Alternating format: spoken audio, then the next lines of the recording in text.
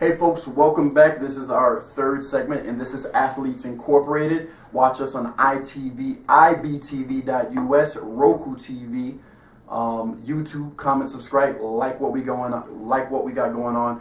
Our third segment, we always try to make controversial, and right now I wanted to talk a little bit. Well, me and my dad want to talk about the NCAA, and the FBI is actually doing a probe on 12 Power 5 programs right now. Dad, what do you got on that? I want you to start us off. I think the bureaucracy of the NCAA is a travesty. They're there to oversee slave labor. That's what NCAA football and basketball is. You know, you're supposedly providing a scholarship for a young man or a young lady to play football, basketball, because those are the sports that generate the money, when in fact it's not a scholarship to get an education. You are kept eligible to play. And the NCAA has all this power and can give all this oversight and do what they want. They are judge and jury. There is no one to appeal. You appeal to them if they say what goes down. If you don't agree, that you appeal to them. How can you do that? No way. And now we have the big one, University of Arizona. Coach Miller has been said that the FBI, now they bring the FBI in. That the FBI says that they have that number one kid on their team, that they were going to give him $100,000. And then you just flip it over real quick. If the University of Arizona gets rid of him because of this, he says it's untrue, it's allegations at this point. If they let him go, they owe him more than $10 million. But the young man could actually it could cost him eligibility. Right.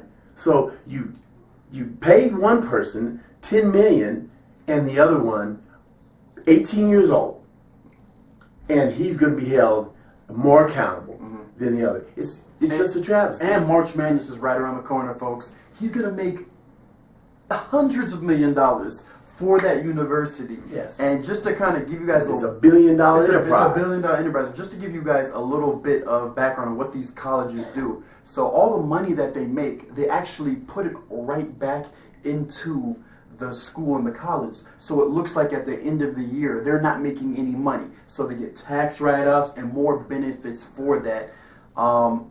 How are we going to change this? What do you think needs to change? I have some ideas. What do you think, though? I wanted to start with you. Until the culture changes, where they break off from the NCAA and start paying these young men, this type of thing is going to go on. Because these 12 schools that they're picking out, if there's 1,200 schools that play, everyone has done something. Because the premium is to win, not to make better citizens, not to graduate athletes, but to win the championship. We can go back to Villanova. So they strip them of their title. They strip all the games and the titles from Louisville. So what? It still goes on. And people actually think that there's a program. They'll cite a Duke or a UT, University of Texas is a big one. Well, they'll cite any of those as, oh, they're clean. Coach K would never do this and that. Coach K doesn't have control of what everyone else does. And there's boosters involved here, folks. And they will come behind the door and say, hey, I'll give little Jimmy so-and-so, he goes in my alma mater. You cannot stop these people. But yet still, the biggest thing is that it's all a lie. It's not about student athletes. It's about making money and winning. Yeah, absolutely. We talked a little bit about it in the car, but I think what's going to change is you're going to see these Power 5 conferences do their own thing and move away from the NCAA oversight. If you folks don't know, the football college playoff is actually has nothing to do with the NCAA. That's right. It's completely governed by those Power 5 conferences. And I think you're going to see the same thing happen with March Madness going into the future. I did a little thinking on what they could do to change. And let me know what you folks think. Comment, subscribe, like what we got going on, obviously. But I think they need to go to the Olympic style of things, and it goes for men and women. So basically what they'll do is the athletes can get whatever they want. They can, if somebody gives them money, they can take the money. Whatever they can get, whatever endorsements they can get, whatever they can have, they can get it. And I think that would change a lot, you know. Well, it would certainly change a lot if an athlete's, right now, folks, I don't know if you knew it, but the likeness of an athlete can be used. Their name can be put on T-shirts and jerseys and sold. They don't get a dime for it. They can be put on these video games, their likeness, exactly who they are, and they don't get a dime for it. That's terrible. It's absolutely horrible. It's slave labor. If they were to open it up and, like you said, if someone were to endorse you, Right. you get your endorsement money, you can get, yeah. then that would take a lot of, it's almost like prohibition. Yeah. That would take that seamy side out of it. It would take the what we call illegal. I don't think it's illegal, No. but it's unethical if you're talking about what everybody signs on for. So you're not going by the rules. So what you're doing, in effect, is telling young men and young women that to be a good person, to be a good citizen, to be a good role model, you go by rules. And then the first thing you do is they see that you don't go by the rules, that you're breaking every rule that has been written. So the whole thing needs to be blown up. Yeah, absolutely. I mean, it's but when you go back just recently with the Louisville thing, with all of the parties with the call girls, and I mean it's unbelievable what they do to get these young men to come to these programs. Right. But they have to win. If they don't win, they're fired. Yeah. So I mean, you look at the great coach, the guy down in Kentucky, Calipari. Yeah, Calipari. Calipari, everywhere he goes, when he leaves, there are sanctions against that university. Oh, absolutely. And he goes on and leaves to a bigger contract, more money, and the university and the kids who are coming in pay for something that was done 5-6 years before them. Look at what went on at Michigan. Yeah. None of this is new.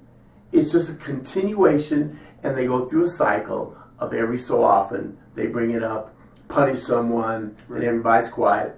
Then it's back to business as usual. And just goes to show you how much slave labor it is, folks. The NCAA and the NBA mandates that you play 1 year so they can get their money. It's all about money, folks. Yes. And I think it's kind of funny that everybody's acting like this is a big thing now, all these different FBI's probing now, when this has been going on for years. And it's been not going on forever. It's not been behind closed doors. It's something that's happened. Like, it's known to happen.